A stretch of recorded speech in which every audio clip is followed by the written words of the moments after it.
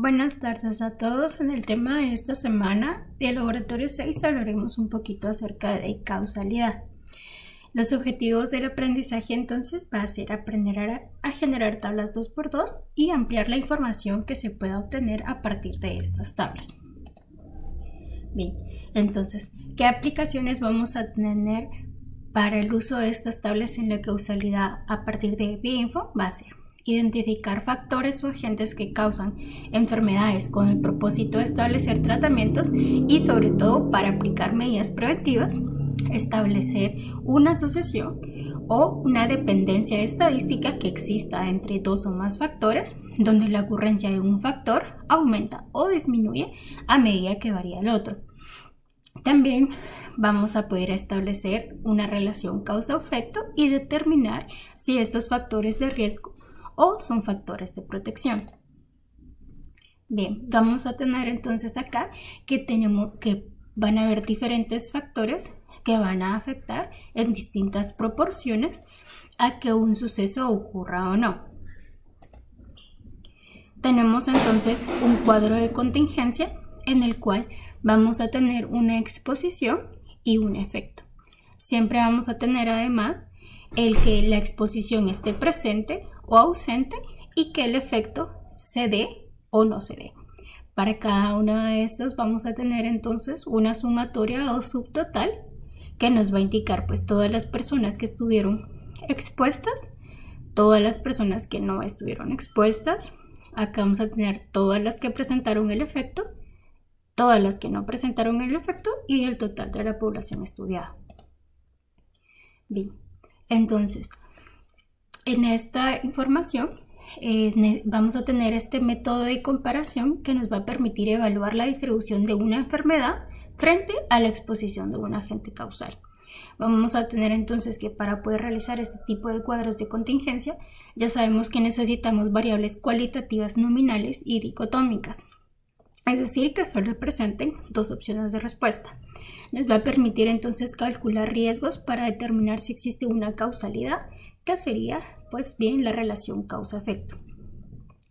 En EpiInfo entonces, esta es la primera parte de la tabla que se nos proporciona al momento de realizar una tabla 2x2. Vamos a tener entonces la exposición y el efecto, que en este caso vamos a evaluar si la exposición de consumir mantequilla ocasionó que las personas estuvieran enfermas.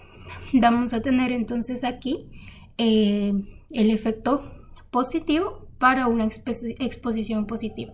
Nos da entonces aquí el conteo absoluto de casos y aquí abajo nos da el porcentaje. Bien, para cada cuadrante vamos a tener entonces las diferentes exposiciones y el efecto que se obtuvo. Vamos a tener aquí por debajo entonces los subtotales para el efecto y aquí los subtotales para la exposición, teniendo un total de 359 datos. Bien, ¿qué otra cosa es importante interpretar en estas tablas de 2x2 que nos da EpiInfo? Vamos a tener también en la parte derecha lo que son los datos de los métodos estadísticos como el chi cuadrado.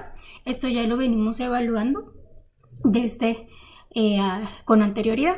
Vamos a evaluar entonces que estos van a reflejar la información que se espera obtener en un 95 de 100 repeticiones del mismo estudio. Para ello entonces vamos a determinar que un valor de P menor a 0.05 nos va a decir que es estadísticamente significativo.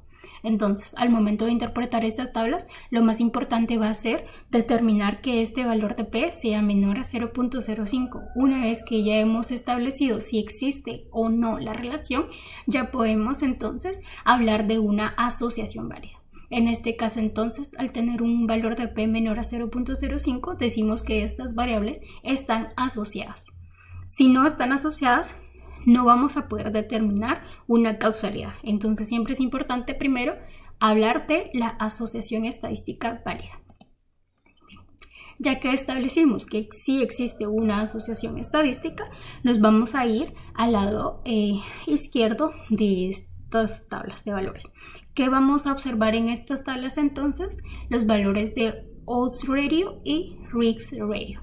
Tenemos entonces que el riesgo relativo o RR va a establecer una razón existente entre el riesgo de los expuestos, es decir, la incidencia del efecto en los expuestos, y el riesgo de los no expuestos.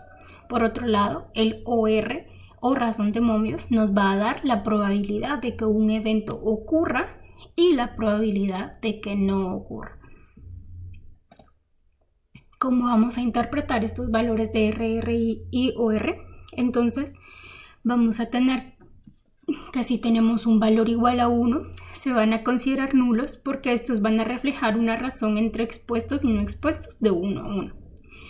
Si el valor es menor a 1, nuestra exposición está asociada de manera inversa con el evento. Esto es que la exposición va a disminuir la posibilidad de desarrollar el evento, es decir, que exista un factor protector. Por el contrario, si nuestro valor es mayor a 1, la exposición se va a encontrar asociada positivamente con el evento, lo que quiere decir que aumenta la probabilidad del desarrollo, es decir, de riesgo. Vamos a practicar entonces. Bien, ya con nuestra base de datos cargada, nosotros ya sabemos realizar gadgets de tablas de 2×2. Vamos a tener entonces aquí por ejemplo, la exposición que hayan consumido este tipo de queso, y nuestro resultado pues obviamente va a ser el efecto, que en este caso va a ser enfermo. Y pues ya sabemos nosotros calcular esas tablas, y vamos a aprender otra de las ventajas. Esto lo vamos a poder realizar en el caso en el que nosotros tengamos nuestras variables agrupadas. Esto puede realizarse regularmente cuando nosotros lo hacemos desde un formulario, creamos grupos, o en las bases que ya lo traen de PInfo. Vamos a escoger entonces aquí el grupo de Foods Eaten, que fueron todos los alimentos que las personas consumieron, y luego vamos a escoger el efecto que va a hacer, pues, estar enfermo. Entonces aquí automáticamente nos va a calcular y nos va a realizar todas las tablas de una vez para que nosotros no tengamos que hacerlas de una en una. Aquí ya vamos evaluando cada uno de los alimentos, y así pues de una forma más rápida vamos a poder determinar cuál fue el agente causal. Si no queremos ir revisando pues tabla por tabla, al inicio nos da esta tabla que está acá, y aquí podemos visualizarlo de forma rápida. ¿Cuál de todos podría ser el que, por ejemplo, tuvo un mayor riesgo? En este caso, pues, al ser casos incidentes, vamos a evaluar el risk ratio, y vamos a observar, por ejemplo, que aquí, bean sprouts, este es el que tiene un mayor riesgo. Probablemente este fue el alimento que más, que causó mayor enfermedad. Y eso sería para esta tabla de datos.